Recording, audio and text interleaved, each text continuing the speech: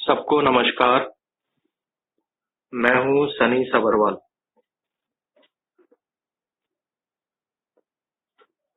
आशा करता हूं आप सब लोग ठीक होंगे। आज हम लोग अपने उस पॉडकास्ट को आगे बढ़ाते हुए unknown facts about legendary actor Jatin Kanakia sir part 3 शुरू कर रहे हैं।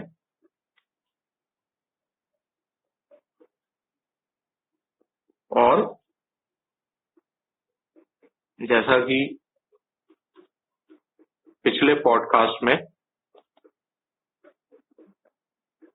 आप सबसे मैंने कहा था कि सवालों का जो सिलसिला है वो आगे बढ़ेगा, और इस बारी भी हमारे साथ हैं श्री द्रुपद जतिन कनाकिया सर के सुपुत्र। द्रुपद सर, बहुत बहुत स्वागत है आपका। Thank you. और बहुत बहुत धन्यवाद भी दूंगा आपको अपना समय देने के लिए। तो सर, हम सवालों का सिलसिला आगे बढ़ाते हैं। जी सर, ये सवाल है कि जब जतिन सर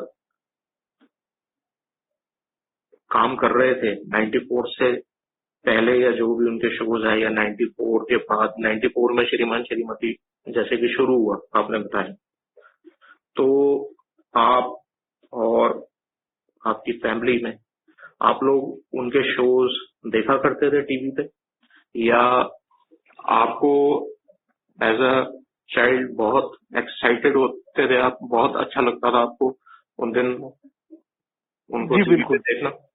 जी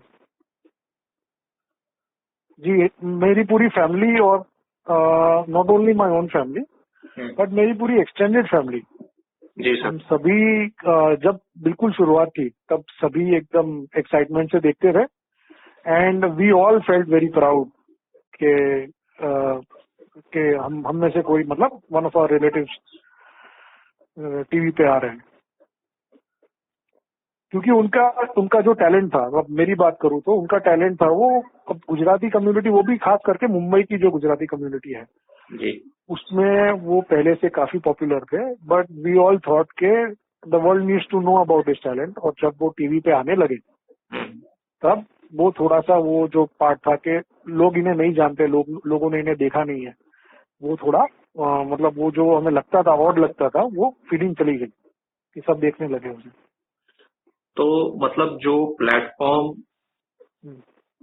उनको उस वक्त, जिस प्लेटफॉर्म की जरूरत थी उनका टैलेंट सब तक पहुंचाने के लिए, वो 94 में जब श्रीमान श्रीमती सीरियल स्पेशली अगर मैं बात करूं, तो उससे उनको वो प्लेटफॉर्म मिला। और वहां से, जैसा कि आप बता रहे हैं कि आपके पूरे परिवार के लिए ये बड़े गर्व की बात थी, आप लोग बहुत प्राउड फील करते थे कि जब आप लोग उनको टीवी पे देखते थे, जतिन सर को। जी। तो अगर सर आपके बचपन की बात करूं, तो आप जैसे बचपन में आप थोड़ा सा थोड़ा मतलब जिद करते थे कि जैसे कि आपने उनका कोई भी एपिसोड मिस नहीं करना है, या आप उनके साथ एपिसोड देखने के बाद, या कभी कुछ बचपन में ऐसे आप कुछ एक अपनी कोई बात जाहिर करते थे कि ये एपिसोड में ये हुआ, ये चीज ज्यादा अच्छी लगी, या ऐसा कुछ मोमेंट्स आपके और जतिन सर के बीच में? नहीं, ऐसा कोई स्पेसिफिक मोमेंट नहीं था, मतलब मैं उनका काम उनके साथ डिस्कस नहीं करता था। अच्छा। आई हैड, मतलब मैं आपको कैसे बताऊं कि I always respected my father, and I was also slightly scared of my father.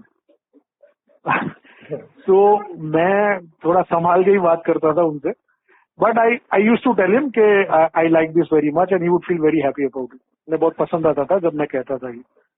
लेकिन मैंने कभी एज सच उनका काम उनके साथ कभी डिस्कस नहीं किया।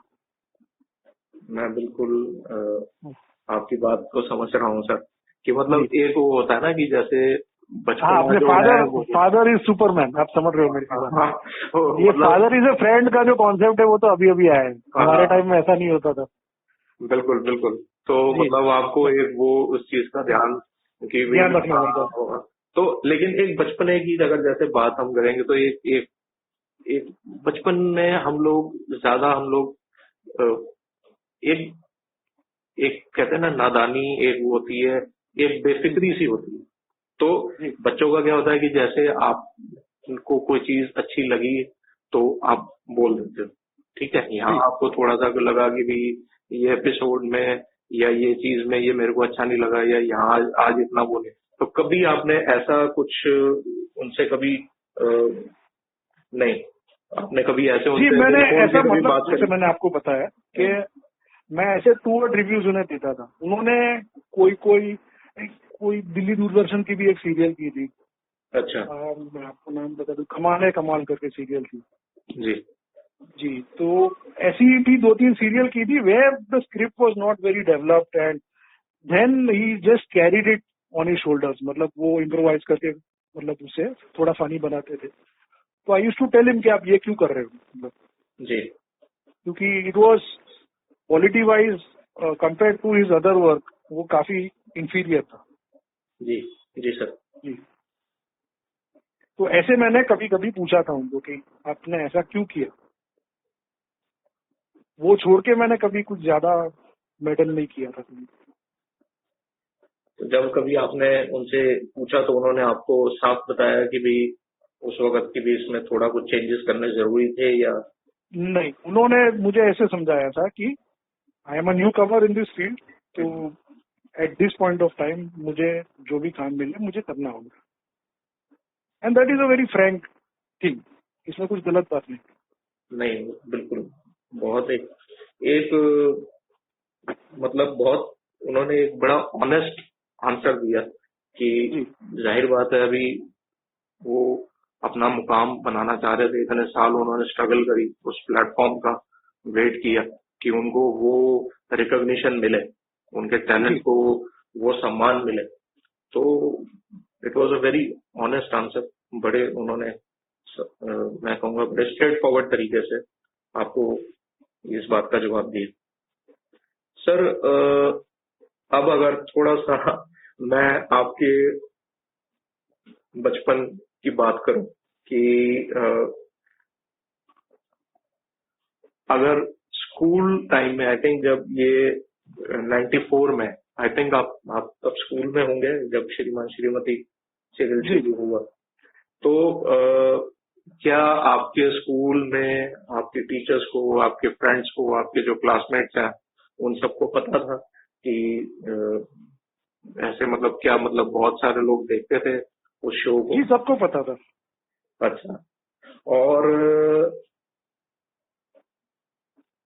स्कूल टाइम में सर क्या आपको लोग अप्रोच भी करते थे, ये कि जैसे एक होता है कि एक बड़ी प्राउड फीलिंग होती है कि जो हम टीवी पे देखते हैं वो जो एक्टर हैं उनके बेटे हैं वो ये, तो आपके फ्रेंड्स वगैरह में आपका मतलब कैसा, मतलब एक आपको एक क्या आपको एक सेंटर ऑफ अट्रैक्शन कभी फील हुआ अपने उस टाइम पे जब?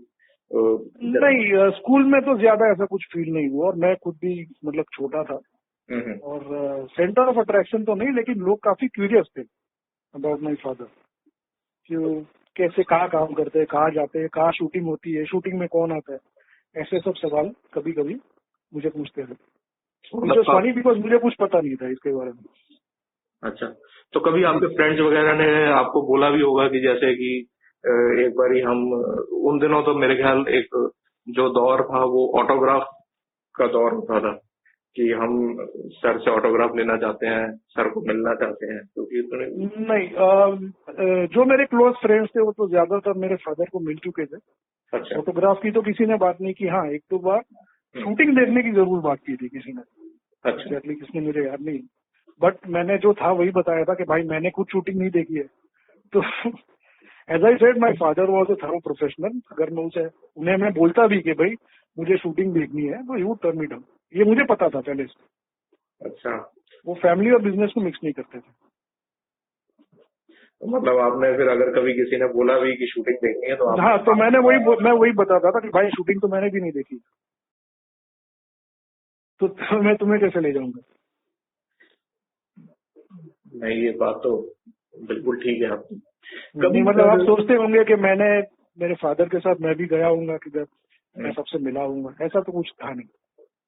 तो कभी भी जैसे आपकी छुट्टियां हैं या कभी ऐसा कोई मौका नहीं हुआ कि वो आपको सेट्स पे ले गए हो या थोड़ी देर के लिए? कभी नहीं। सिर्फ लेट 80s में।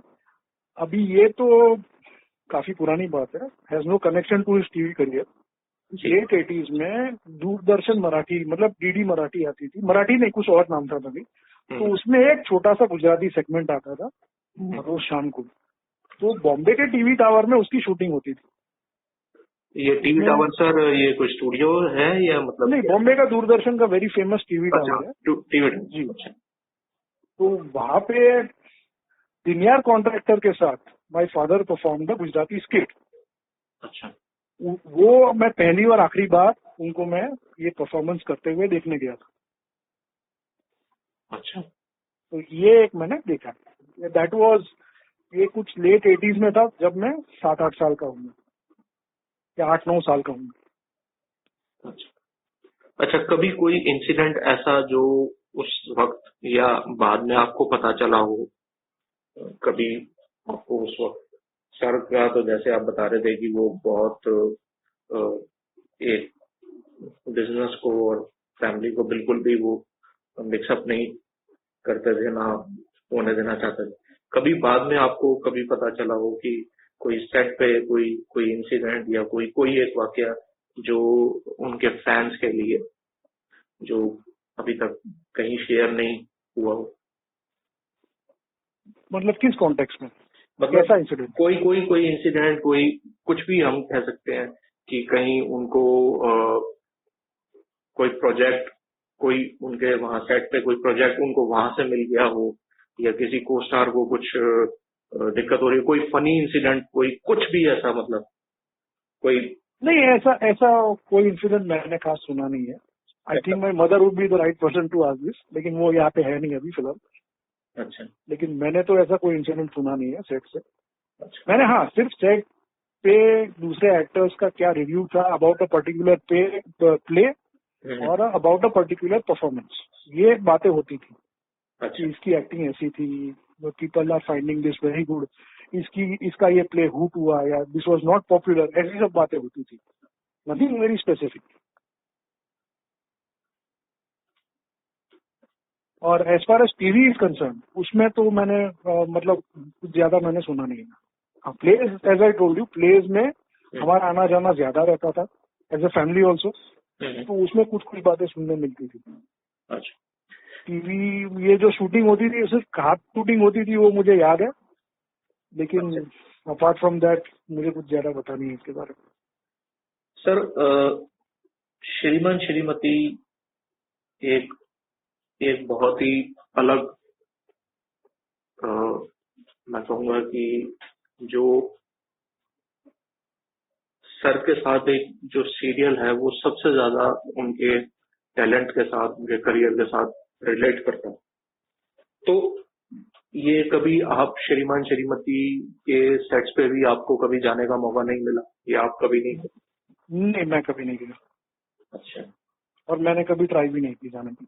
But I was just aware के ये कहाँ पे शूट होता है, अच्छा। इसमें कौन एक्टर्स है, क्या प्ले हो रहा है, and I would relate it to the original play कि हाँ ये प्ले में, as I told you last time के, जो राकेश बेदी का रोल था वो दिलीप जोशी जी करते थे, और अर्चना पूरन सिंह का रोल कोई एक्ट्रेस करती थी, एंड सो ऑन।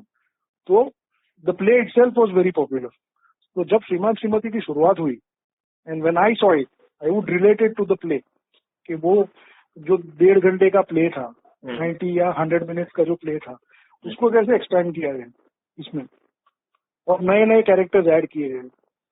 अच्छा जी, जैसे विजय गोखले का कैरेक्टर तो वो प्ले में था ही नहीं। अच्छा, तो वो एक एडेड ऑन था जब जी, that was an add on. Vijay Gokhale sir का कैरेक्टर जी, उनके एक जिसे कहते हैं बेस्ट फ्रेंड, जी, वर्क फ्रेंड, बेस्ट फ्रेंड, जो भी आप समझ लीजिए। हाँ, मतलब उनके हर सुख दुख के साथी, उनके हर एपिसोड में उनका एक एक उनके साथ वो हमेशा अपनी, जैसे किरदार की बात कर रहा हूँ, जो केशव कुलकर्णी का किरदार निभाया जतिन सर ने, तो वो हर प्रॉब्लम्स को उनके साथ डिस्कस करना और कहीं ना कहीं उनकी सजेशन है, उनकी गाइडेंस है, उसको अल्टीमेटली उसको उस प्रॉब्लम को ओवरकम कर देना। शो के एपिसोड में कोई ना कोई मतलब रास्ता निकल आता था। तो वो जो किरदार था उनके लिए वो स्पेशली ऐड ऑन किया गया, ऐड किया जब ये श्रीमान श्रीमती का सीरियल शुरू हुआ शूटिंग का।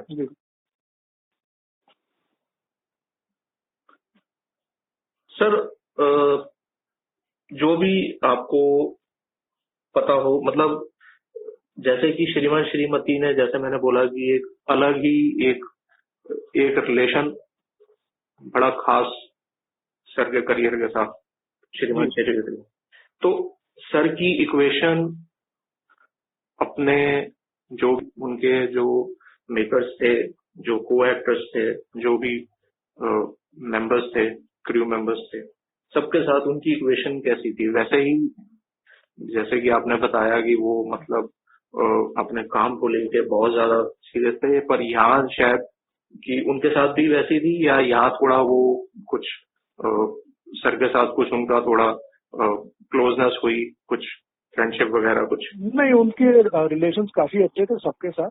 और श्रीमान श्रीमती की बात करें तो it was such a big hit because of the overall cast, क्योंकि सभी टैलेंटेड थे। You had Shail Chaturvedi, who is very well known हास्य कवि जो थे। हाँ जी, हाँ जी। अभी उनका रोल भले ही छोटा था, लेकिन रोल का इम्पैक्ट बहुत बड़ा था। Then you had Rakesh Bedi, then you had Reema Lagoo and so on. तो सभी बड़े एक्टर्स थे, and my father was the only newcomer. अच्छा। तो it was his good luck के ये सब ऐसा कास्ट मिला, ऐसा प्रोमिनेंट कास्ट के साथ उन्हें मतलब चांस मिला। तो he had very good relations. He had already worked with Rima Lagoo on Gujarati stage before, so he knew her well. बाकी सब से I don't think उनकी खास पहचान थी, लेकिन he eventually had very good relations with them.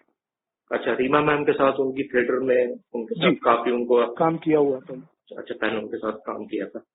तो शैल sir के साथ भी एक उनका जो बॉन्ड था वो एकदम यूनिक था। आज हम कभी यूट्यूब पे देखते हैं तो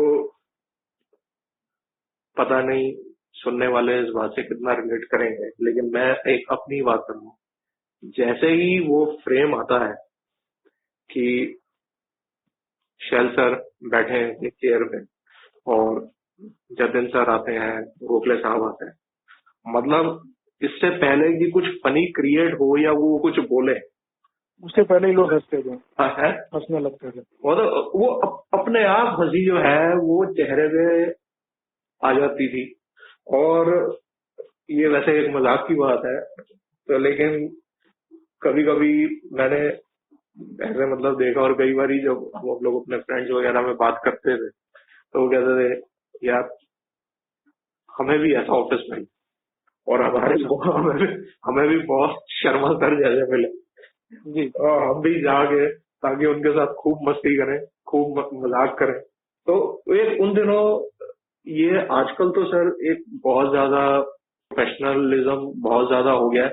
ये नहीं कहूंगा कि पहले प्रोफेशनलिज्म नहीं था, नहीं बिल्कुल था, लेकिन अब जो मतलब मैं कोई बहुत जिंदगी का मैं कहूँ कि मैं कोई बहुत ज्यादा एक्सपीरियंस आदमी तो नहीं हूँ, लेकिन मैंने जो भी अब तक मैंने देखा है या सीखा है या जो अपने पेरेंट्स सुनी है बात, जो सबसे सुनी है जितने भी सीनियर्स हैं, तो वो पहले क्या होता था कि जो आपके बॉसेस हैं, आपके सीनियर्स हैं, आपके ऑफिस में काम कर रहे हैं, जो भी आपकी वर्क प्लेस है, so there used to be a kind of a bonding like a family.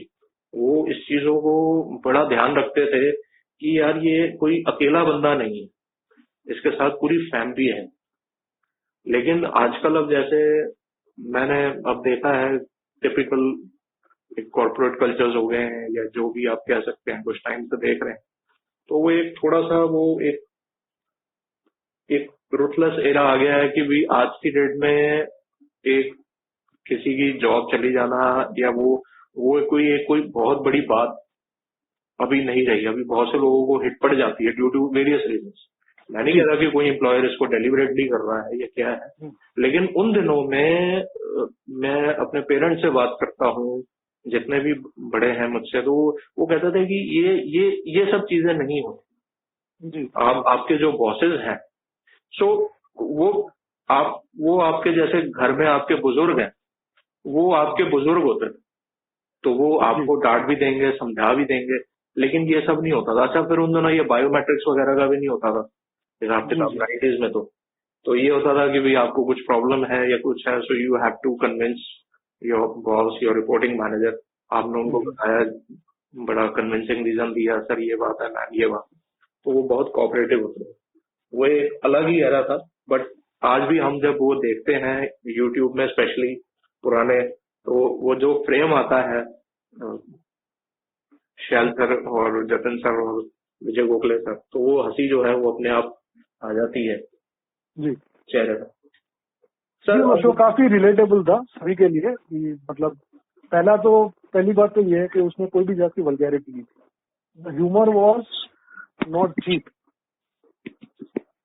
जी बिल्कुल। तो वो पहली बात हो गई। दूसरा, जो भी कैरेक्टर्स थे they were all well etched and well perform actors के द्वारा, और सभी कैरेक्टर्स रिलेटेबल थे to the average middle class Indian family. वो सब आप रिलेट कर सकते थे कैरेक्टर्स के साथ। ये बात। और हाँ, और तीसरी बात है कि जैसे मैंने बताया कि कोई वल्गैरिटी नहीं थी, कोई चीप ह्यूमर नहीं था। और जैसे आप स्टैंड अप के नाम पे आज देखते हो क्या कुछ भी कचरा दिखा देते हैं, और या तो फिर सोप ओपेरा में कुछ पागल जैसा, क्या पता वो 5-6 शादियां करते हैं, so on and so forth. तो while this was not exactly life like, मतलब ये ऐसा नहीं है कि कोई रियल स्टोरी दिखा रहा है, but it was believable and relatable. मतलब ऐसा आर्टिफिशियल नहीं लगता था कि कोई 150 साल का हो गया और 6 शादियां कर ली, वैसा भी नहीं था, और कुछ क्रूड या वल्गर भी नहीं था। वही मिडिल क्लास सेटिंग थी, कोई गंदा ह्यूमर नहीं था, एंड जेन्युइनली आप देख के हंस सकते हैं पूरे फैमिली के साथ। इट वॉज वेरी रिलेटेबल, जैसा कि आपने very relatable. And although it was a fictitious thing, एक बनावटी चीज दिखाई गई है कि भाई ये सारा कुछ जो है ये सेट प्लेटफॉर्म है, ये स्क्रिप्टेड है, लेकिन जो कनेक्शन हुआ ऑडियंस के साथ, जो व्यूअर्स के साथ, उसको सर मैं उस कनेक्शन को मिरेकल ही कहूंगा। आई मीन मतलब बहुत से शोज आए हैं, कई चल रहे हैं, कई कुछ टाइम चल के चले गए, कुछ टाइम पे जिसने जितना कंटेंट था उतना उन्होंने अचीव किया। लेकिन ये जो एक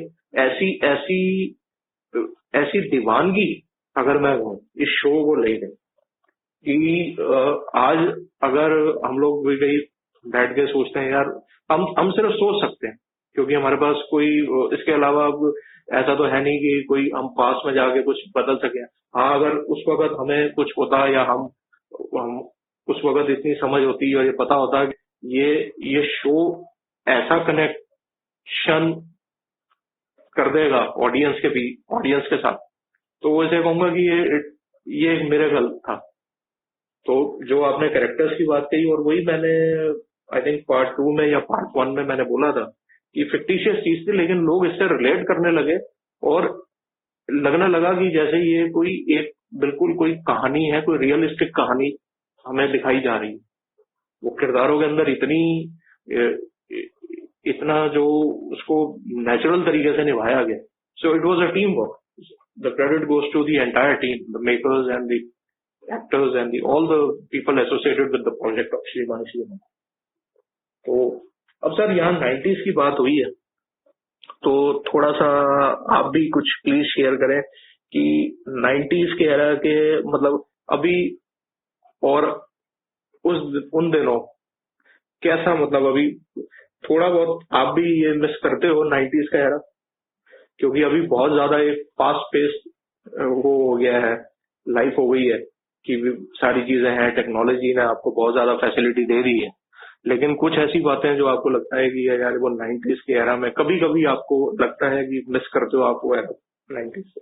नहीं, ऐसा 90s के अगर आप एंटरटेनमेंट की बात करें तो यस डेफिनेटली, मतलब both television and film to a certain extent were more enjoyable compare. अब हिंदी फिल्मों की और हिंदी सीरियल्स की बात कर रहा हूँ, as compare to the current things that we get, जिसमें कुछ खास, मैं टीवी देखना ज्यादातर बंद कर दिया है क्योंकि मुझे ना तो सोप्स पसंद आते हैं और मॉडर्न कॉमेडीज भी मैं खास देखता नहीं हूँ, इसलिए वो एक बात बंद हो गई है।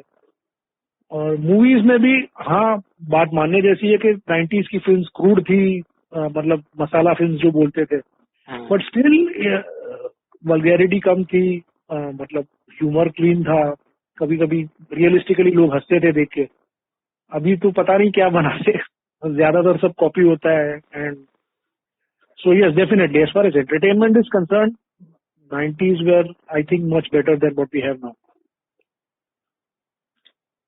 मतलब एक कुछ बात तो थी उस एरा में, कि जो है वो आज ये तो नहीं कह सकते कि वो उस एरा में, जाहिर बात है टेक्नोलॉजी इतनी नहीं थी, लेकिन जैसा कि आपने कहा कि उसका अपना एक, उसकी अपनी एक ग्रेस थी, उसका अपना एक चार्म था उस एरा में। जी अच्छा सर, सर का जनरल शेड्यूल क्या होता था, वर्किंग शेड्यूल क्या होता था? अभी मैं ये तो नहीं कहूंगा कि मेरे को बहुत ज्यादा नॉलेज है, मैं तो जो मेरे को थोड़ा बहुत, हमें जो मीडिया के माध्यम से हम सुनते हैं, हमें पता चलता है कि आजकल शायद जो शूटिंग्स जो होती हैं वो 12-12 घंटे होती हैं तकरीबन। जी तो उन दिनों शूटिंग्स के शेड्यूल्स क्या होते थे? जी, जैसा मुझे याद है तब भी 12 घंटे की शिफ्ट होती थी। अच्छा। और मुझे याद है कि मेरे फादर रोज सुबह 8:30 बजे निकल जाते थे और रात को 9, 9:30 को वापस आते थे। In emergencies he would shoot overnight and it was a very hard and taxing thing to do. ये कोई आसान बात नहीं है, ये मेहनत का काम है। ये इतनी मैंने देखा नहीं है, लेकिन ये मैं समझ पाता था इनको देख के, क्योंकि कभी कभी एक साथ 2 या 3 एपिसोड शूट करते थे तो पूरा वीकेंड शूट कर लेते थे, या फिर ओवरनाइट भी कभी कभी शूट किया है उन्होंने। तो आई वॉज वेरी अवेयर कि ये कोई मजाक नहीं है, एकदम मेहनत का काम है। और अब जैसे हो गया है कि कुछ एक्टर्स बहुत पर्टिकुलर हो गए हैं कि हम संडे को शूट नहीं करेंगे, Sunday are strictly for the family.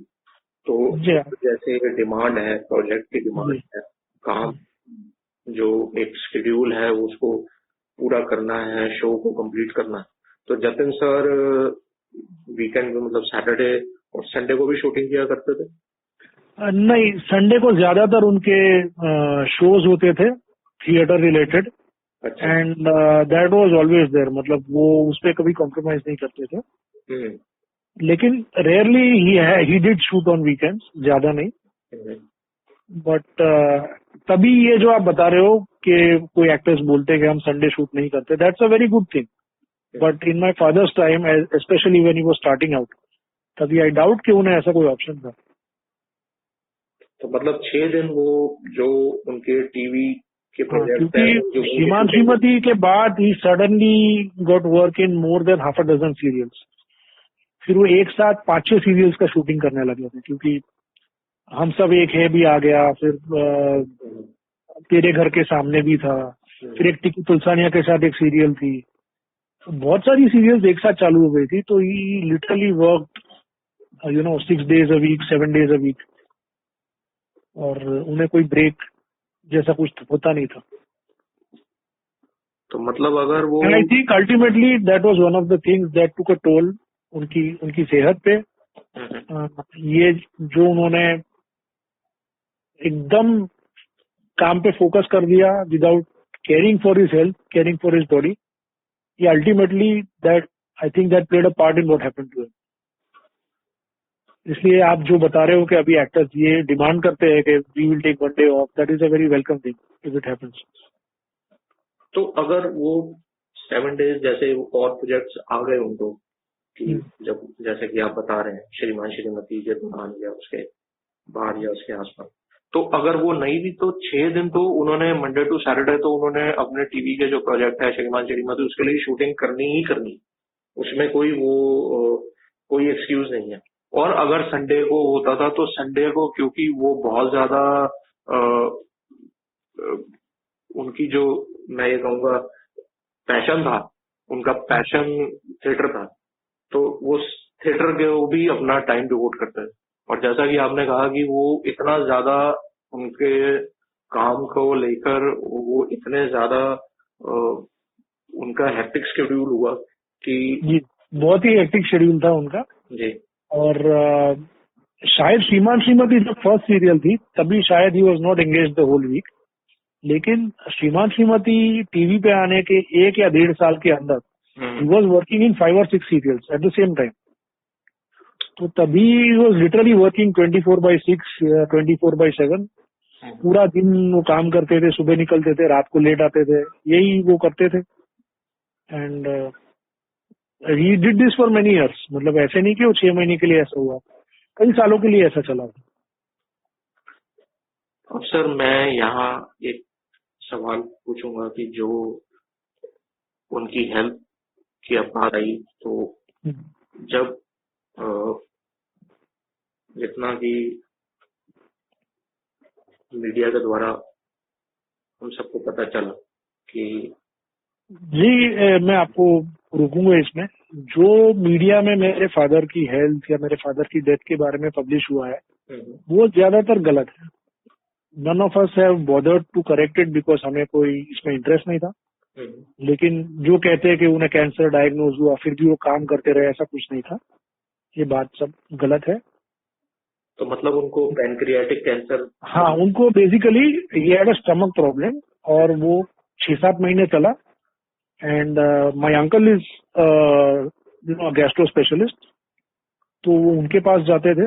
तो initially the diagnosis was something else, लेकिन जब उन्हें doubt, the doctors had doubt कि ये क्या हो रहा है, तो ही वाज मतलब he had been admitted to Lilavati for a full body checkup. ठीक है, तो तब तक किसी को कैंसर के बारे में कुछ पता नहीं था, नोबडी न्यू के क्या था। And the day of his birthday, ये 99, my father's birthday comes on the 28th of June, तो बर्थडे के दिन वो हॉस्पिटल गए, एडमिट हुए 1 दिन के लिए। दैट वो 1 दिन में कैंसर की डायग्नोसिस हुई और वो कभी हॉस्पिटल से बाहर नहीं आए। तो 18 दिन हॉस्पिटल में थे। And during that time we came to know of his diagnosis. His diagnosis was terminal, मतलब कैंसर जो पैनक्रियाटिक कैंसर था जनरली टर्मिनल होता है, लेकिन उसकी हमने कोई दवाई भी नहीं की क्योंकि उसका कोई टाइम ही नहीं था। While we were planning on chemo, तभी probably due to an unrelated reason, वो बेड रेस्ट पे थे काफी टाइम से, इसलिए a clot was formed somewhere in his body and that clot traveled to his heart and his heart stopped. That is how my father passed away. And it was like वो बात कर रहे थे nurse के साथ सुबह को 5 बजे and he stopped talking. So ये जो मीडिया में तभी आया था कि कैंसर के डायग्नोसिस के बाद वो काम करते रहे and so on, all that is not factual, कोई बराबर बात नहीं है। हमें किसी को पता ही नहीं था कि कैंसर है। जब पता चला तब ऑलरेडी वो हॉस्पिटल में थे and before anything could be done he passed away. मतलब वो बिल्कुल तब जाके पता चला जब बिल्कुल जी एकदम एंड में पता चला और ट्रीटमेंट प्लान बन रहा था, क्या करना था वो डिसाइड हो रहा था। तब तक तो due to some other reason he passed away. मतलब वो बॉडी के अंदर वो जरूरत से ज्यादा जो बेड रेस्ट जरूरत से ज्यादा होने पे कभी कभी ब्लड में क्लॉट हो जाती है। या so that then what happens is that the clot breaks free and then you get things because of that. उनके साथ ऐसा कुछ हुआ था। जब द गुड थिंग वॉज कि given his condition, thankfully my father did not have to go through all that painful treatment, chemo and so on. वो एक अच्छी चीज हो गई, क्योंकि जो डायग्नोसिस था वो पहले से टर्मिनल ही था, उसमें कुछ होने नहीं वाला था। तो आई थिंक इन हाइंडसाइट तो मैं तो यही कहूंगा कि अगर किसी को ऐसा हो जाए तो ये सब पॉइजनस मेडिसिन लेने से अच्छा यही है कि नेचुरली जो होना है हो जाए। सो आई पर्सनली बिलीव कि that was the saving grace in that whole situation, कि भाई ये सब दवाइयां नहीं लेनी पड़ी थी। मतलब जब डायग्नोज हुआ तो तब तक इट वाज टू लेट, ये कहना? इट वॉज टू लेट जी। मतलब हमें ये नहीं बोला था कि भाई अभी इतना ही टाइम बचा है ऐसा कुछ, बट वी वर टोल्ड के इसका कोई क्योर नहीं है, या ये बेहतर नहीं होगा। And my father also understood. हमने किसी ने डायरेक्टली बोला नहीं था मुझसे, पता नहीं क्यों, but all the family members decided कि उनको नहीं बताना है, बट ही अंडरस्टूड कि भाई समथिंग इज रॉन्ग। तो मुझे ये याद है कि अब लीलावती हॉस्पिटल में मेरे फादर को एडमिट किया था, एंड न्यूज स्प्रेड कि भाई ये कैंसर का डायग्नोसिस है। तो all actors started coming to meet him, सब अलग अलग टाइप के, मतलब कोई गुजराती थिएटर के एक्टर्स, हिंदी सीरियल्स के एक्टर्स, उन्होंने जो फिल्म्स की थी। Sanjay Dutt came to see my father ji, Rakesh Bedi ji आए थे, सभी आए थे, बट संजय दत्त जिसके साथ मेरे फादर ने खूबसूरत में छोटा सा रोल किया था जी, he came to meet my father and I met him as well. और उन्होंने मुझे बोला कि तुम चिंता मत करो, आपके फादर के रिपोर्ट्स में ले जा रहा हूँ, मैं यूएस जा रहा हूँ, तो वहाँ पे जो बड़ी कैंसर हॉस्पिटल है, I don't recall the name but he mention some name, मैं वहाँ पे I will meet the doctors there, और आपके फादर का जो रिपोर्ट से जो ब्लड वर्क है मैं वहाँ पे दिखा दूँ। ये मुझे याद है। तो पूरी Lilavati hospital went out of whack, मतलब वहाँ इतने लोग आने लगे, उन्हें सिक्योरिटी बढ़ानी पड़ी थी तभी।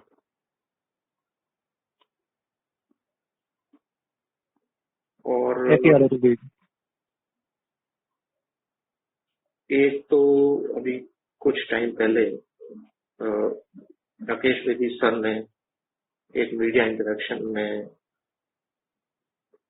बात करी थी जब वो जतिन सर को देखने गए थे जी। बात मैं अभी करूंगा आपसे, लेकिन मैं ये थोड़ा सा मतलब पहले जब कभी उनकी हेल्थ थोड़ी सी, जैसे कि आप बता रहे हैं कि भी थोड़ा सा, तो कभी कहीं बीच में ऐसा नहीं लगा कि उनकी तबीयत थोड़ी ज्यादा खराब है या कुछ? आपको कुछ भी ऐसा नहीं लगा कि भी शायद मतलब उनको बीच में कभी ऐसा लगता था कि भी तबीयत ठीक नहीं? मतलब ये जो हॉस्पिटल में एडमिशन हुआ उसके 6 महीने पहले उनकी हेल्थ खराब हो गई थी, and it was apparent to everyone के कुछ तकलीफ हुई है, कोई दिक्कत है, लेकिन अभी क्या पता वो डायग्नोज नहीं हो पाया था, और सब उसे, डॉक्टर्स भी उसे इग्नोर करते रहे कि हाँ स्टमक का कोई इशू है, देख लेंगे, सो ऑन एंड सो फोर्थ। तो ऐसी बात है। मतलब वो प्रॉपर तरीके से डायग्नोज नहीं हो सका, नहीं हुआ, बिल्कुल नहीं हुआ, तो इट वाज टू लेट। और जब आप बात बता रहे हो संजय सर जतिन सर से मिलके, आपसे मिलके गए, और जब वो वापस आए होंगे तब तक तो ये मेरे ख्याल जतिन सर कितने 18 दिन आप बता रहे हैं हॉस्पिटल? जी 18 दिन, 18 या 19 दिन। तो उनके बर्थडे के दिन ही उन्हें एडमिट किया गया था जी जी 28 जून 1999 आप बता जी। राकेश तभी मेरे फादर ने मुझे ये बताया था जी कि तुम चिंता मत करो, ये तो मैं होटल में जा रहा हूँ, तेरा बर्थडे सेलिब्रेट करना है। क्योंकि क्या मैं थोड़ा डर गया था कि ये क्या हो रहा है, क्योंकि मुझे रेस्ट करने का टाइम नहीं मिल रहा है, या मैं 2 दिन रेस्ट करके आ जाऊंगा, तुम चिंता मत करना। उन्होंने इतना सारा काम कर, मैं आपको यही बता रहा हूँ कि उन्होंने 5 साल में 20 साल का काम कर लिया था।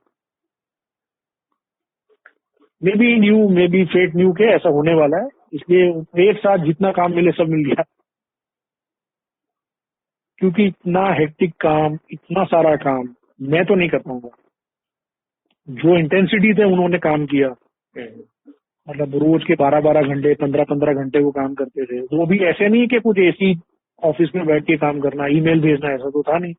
वो हेवी लाइट्स के अंदर खड़े रह के दिन रात काम करना, ये तो आपको पैशन ही करवा सकता है। अगर आप पैसे कमाने के लिए, तो ये आप नहीं करोगे कभी। पैसा कमाने के लिए तो सर, एक जैसे आप थोड़ा सा भी आप फाइनेंशियली स्टेबल हो जाते हो, हाँ, तो आप बंद कर दो। अप्रोच आपकी बदल जाती है। आप कहते हो यार अब मैं थोड़ा अपने आप को रेस्ट देना चाहता हूँ मैं। लेकिन वो जो पैशन था उनका, और आप बता रहे हो कि उस दिन भी उन्होंने आपको ये बोला कि मैं हॉस्पिटल नहीं जा रहा हूँ, तो उनको कहीं ना कहीं पता तो, इंट्यूशन तो हो गई थी कि भी ये जो है मेरी तबीयत जो है ज्यादा, पर वो कि आपको और आपकी पूरी फैमिली वो ज्यादा घबराहट ना हो इसका उन्हें। तो ये मैं कहूंगा कि ये उनके जज्बे को सलाम कर सकते हैं हम। ये उनकी स्पिरिट ही थी कि उस टाइम पे भी वो, क्योंकि अगर वो थोड़ा सा वो होते तो आप लोग तो और घबरा जाते। और सिर्फ एक हिंट मुझे मिली थी, तभी तो फ्रैंकली किसी को पता नहीं था कि इतना कुछ हो गया है। लेकिन जाते वक्त उन्होंने क्या किया कि उनकी जो फेवरेट वॉच थी, and he really loved watches, he had like, शायद मेरे हिसाब से एक आध डजन घड़ियां तो होंगी उनके पास तभी।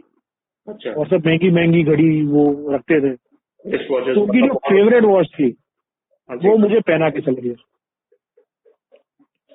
And when I look back, तब मुझे लगता है कि ही न्यू समथिंग, कि ये कुछ इतना भी बिनाइन नहीं है, इतना भी ये मतलब छोटी बात कुछ नहीं है, वरना ये वो करते नहीं थे कभी। क्योंकि पता नहीं क्यों कभी मैंने कभी मांगी भी नहीं थी उनसे कोई घड़ी, लेकिन उन्होंने कोई ऑफर भी नहीं दी। हर एक इंडिविजुअल की एक स्पेशल लाइकिंग होती है। किसी को गाड़ियां पसंद आती है, किसी को फलाना, किसी को कुछ। मेरे फादर को वॉचेस बहुत पसंद आती थी, and he used to collect watches, and he was very possessive about his watches. तो द डे ही लेफ्ट, तभी उन्होंने उनकी वॉच निकाली और मुझे पहना दी, and I found that shocking कि क्यों ऐसा कर रहे हैं। वो उनको सर, तो सबकॉन्शियसली शायद उन्हें कुछ पता होगा कि भाई गड़बड़ है जी। था। और राकेश विधि सर ने जो मीडिया में अभी कुछ टाइम पहले बताया था, तो मैंने जब पढ़ा तो मतलब जितने भी उनके फैंस हैं उन सब ने जब पढ़ा होगा तो आंखें तो भरी आई थी कि राकेश विधि सर ने कहा कि मैं, क्योंकि आई थिंक जतिन सर उनसे काफी यंग थे, उम्र में छोटे थे जी। तो राकेश विधि सर ने तो ऐसे ही नरेट किया कि मुझे पता चला तो मैं जतिन को देखने हॉस्पिटल पहुंचा। तो कहते जब मैं वहां पहुंचा तो थोड़ी दूरी पर कि जतिन सर अंदर वार्ड में थे, तो डॉक्टर ने राकेश सर को रोक लिया, थोड़ा साइड में ले गए। तो उन्होंने कहा कि भी आप इनसे मिल लो, इनके पास ज्यादा टाइम नहीं जी। तो राकेश सर ने कहा कि भी क्या बात कर रहे हैं डॉक्टर साहब, क्या हुआ? तो कहने लगे कि इनको सुबह से सांस नहीं आ रही है, बहुत ज्यादा इनको प्रॉब्लम हो रही है सांस लेने में, ये ऑर्गन्स पे बहुत ज्यादा उसका असर पड़ चुका है, तो आप मिल लीजिए। तो राकेश विधि सर ने कहा कि इतनी बात कह के डॉक्टर चले गए और उनकी आंखें भर आई। लेकिन वो जतिन सर को कुछ भी शो नहीं होने देना, उन्होंने नहीं किया। जी जी। तो कहते मैंने आंसू पोंछे, मैंने अपने आप से कहा, ये राकेश विधि सर ने मीडिया में बयान दिया था कि उन्होंने कहा कि मैंने अपने आप से कहा कि यार मैं तो एक्टर हूँ। हाँ, सही बात है, मैं एक्टर हूँ, जी तो मैं ये नहीं कर सकता। तो उन्होंने आंसू पोंछे और कहते चेहरे पे स्माइल लेते हुए मैं अंदर पहुंचा जतिन सर को देखने के। तो कहते जैसे ही जतिन सर ने राकेश बेदी सर को देखा तो उन्होंने भी स्माइल पास करी। तो कहते जब उन्होंने स्माइल पास करी तो राकेश बेदी सर कहते कि मैं हंस तो रहा था लेकिन आंखें भी नम थी कि मैं ये भूल गया कि वो भी तो एक्टर है। जी सही बात है। कहते मैं अपने आप को ये दिलासा दे रहा था कि यार मैं आंखों में आंसू नहीं लेके आ सकता और न ही आने दूंगा क्योंकि मैं एक्टर हूँ।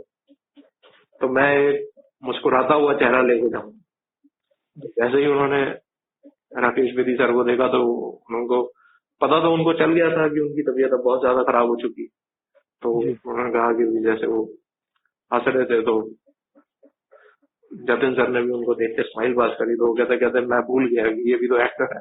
तो मतलब ये इस चीज को सुनना और उस वक्त जो एक बात है ये आंखें तो खैर आज जितने भी ये लोग सुनेंगे पॉडकास्ट तो आंखें तो भरी जाएंगी। और तो यही कह सकते हैं कि जो अभी आपने बात बताई कि जतिन सर सिर्फ एक बेहतरीन कलाकार ही नहीं एक बहुत ही बेहतरीन इंसान भी थे। तो मेरा तो मतलब ये सवाल था कि उनके ट्रीटमेंट सेशंस वगैरह का, क्योंकि जैसा कि वो मीडिया में अब तक ये था कि उनको नहीं ऐसी कोई ट्रीटमेंट सेशन वगैरह कुछ हुआ नहीं था। कैंसर के लिए कोई ट्रीटमेंट हुई नहीं थी उनकी। हमने मेरे रिलेटिव्स यूएस में डॉक्टर्स हैं, हमने उनको कंसल्ट किया था। We had identified a chemotherapy drug जो वहाँ पे तभी एक्सपेरिमेंटल था। वो हम मंगवाने के फिराक में थे तब तक तो सब कुछ खत्म हो गया। We were planning to get it here. यहाँ के जो डॉक्टर्स थे जो मेरे अंकल ही थे खुद, और वहाँ भी जो डॉक्टर थे वो मेरे फादर के अंकल थे। तो वो दोनों कोऑर्डिनेट करके यहाँ पे वो दवाई मंगवाने वाले थे and they were going to try and I was told कि ये दवाई से उनकी लाइफ एटलीस्ट 2-3 साल बढ़ जाएगी, ये मुझे बोला गया था। लेकिन आफ्टर ही पास्ट फिर मुझे उन्होंने बताया कि ये दवा के भी हॉरिबल साइड इफेक्ट्स थे और दवाई के बाद ये हो जाता फिर वो हो जाता and ultimately it was a good thing कि ये दवाई नहीं यूज करनी पड़ी। तो आई थिंक ओवरऑल अब जो होना ही था तो अगर पेनलेसली एंड विदाउट एनी सफरिंग हुआ तो शायद वही अच्छी बात थी। आपने अभी एक लाइन बोली थी वो थोड़ा सा शायद कुछ आपने कहा कि वो ओवरऑल क्या वो दवाई आप कह रहे थे कुछ? जी ओवरऑल क्या आपने अभी कुछ लाइन बोली ना कि ओवरऑल वो दवाई जो था कि भी नहीं मुझे सिर्फ पहले बोला गया था कि it would increase his life span by a few years, मतलब 2-3 साल की लाइफ बढ़ जाती है वो दवाई से। लेकिन after his death the same people told me कि ये दवाई अगर देते तो इसके सीरियस साइड इफेक्ट्स भी थे और बहुत प्रॉब्लम भी आती। तो आई think that overall it was a good thing कि ये दवाई या कोई भी इस टाइप की दवाई देनी नहीं पड़ी उन्हें। एंड जो होना था वो जल्दी और पेनलेसली हो गया, क्योंकि इस टाइप का जो इंडिविजुअल होता है जो रोज काम करता है, जिसे फेम मिली है रादर, जो इतना पॉपुलर है, आप उसको हॉस्पिटल बेड पे आप बांध दोगे 6 महीने के लिए, 1 साल के लिए, 3 साल के लिए, जो भी है, तो that would be a horrible thing to do I think. बिल्कुल आपकी बात जो है आप कह रहे हैं कि जितना उनका पैशन था अपने काम को लेकर, जी वो मतलब इस चीज को वो खुद भी इमेजिन नहीं कर सकते थे कि वो काम से दूर रहे हैं। और यही कहूंगा कि वो एक he was a great actor and a great human being। जी सर कोई एक कहते हैं ना कि हम सब अपने पेरेंट्स से सीखते हैं कि मैंने देखा है कि कई बार हमारे पेरेंट्स भी बताते हैं कि हमारे ग्रैंड पेरेंट्स ने उनको कोई कोई एडवाइस दी, जैसे कहते हैं ना, piece of advice for a lifetime, कि बेटा ऐसे करना, या ये चीज है, या ऐसे इसको करना, कुछ कभी अच्छा। जतिन सर ने कभी कोई ऐसी एडवाइस जो आप शेयर कर सकें? जी, मतलब मैं मेरे फादर को ज्यादातर वंस अ वीक हम बाहर खाने जाते थे, मैं और मेरे पेरेंट्स, वो उनसे खुल के तभी बात हो पाती थी। And I remember certain points, काफी बात करते थे, लेकिन कुछ बातें मुझे याद है स्पेसिफिकली जो उन्होंने मुझे बताया था। ही ऑलवेज टोल्ड मी के वर्क हार्ड, किसी को चीट मत करना, और एक करियर एडवाइस उन्होंने दी थी मुझे, which you may find odd or people may find odd. उन्होंने मुझे ये बोला था कि try to be self employed, हो सके तब तक नौकरी मत करना। ये मुझे याद रह गया था, और वो मैंने फॉलो करने की ट्राई की है।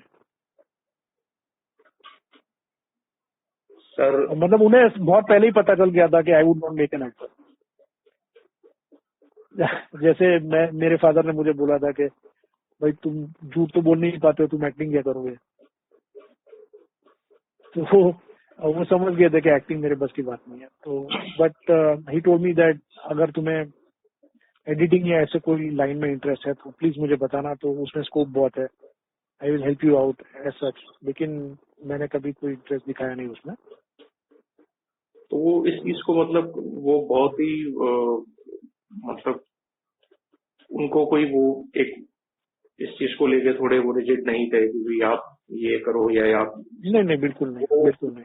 मतलब वो कहते थे कि जिस चीज में भी आपका इंटरेस्ट है, जो भी आप जिसमें आप अपना करियर आगे बढ़ाना चाहते हो, बट उन्होंने आपको ये बोला था कि just try to be self employed, मेहनत कीजिएगा, कोई गलत रास्ता इख्तियार मत कीजिएगा। जी, तो यही कहूंगा सर कि इस पॉडकास्ट का जो हेडिंग है अननोन फैक्ट्स, तो ये ऐसी बातें आज हमें पता चल रही हैं जो कहीं भी, जैसा कि बात हो रही है मेरी आपसे कि मीडिया में ये बातें है भी नहीं, और आपने कहा कि भी आ भी नहीं पाई, और बहुत से लोगों को काफी गलत इंफॉर्मेशन भी। ये सबसे गलत फैक्ट जो बहुत ही पॉपुलर है कि कैंसर के डायग्नोसिस के बाद उन्होंने मेहनत काम किया, ऐसा किया वैसा किया। I mean I understand, may be it sounds good, लेकिन ऐसा कुछ फैक्चुअल नहीं है, ये गलत बात है। और ये क्या होता है पता है, ये खास करके एंटरटेनमेंट मीडिया जो होता है वो सब मिर्च मसाला डालने में एक्सपर्ट होता है पहले से। अपने आप खुद लाइफ स्टोरी किसी की लिख देते हैं, किसी को पूछे बिना, या कोई थर्ड या फोर्थ सोर्स को पकड़ के कुछ भी डाल देते हैं। तो आपके माध्यम से मैं ये क्लियर करना चाहूंगा कि ऐसा कुछ था नहीं।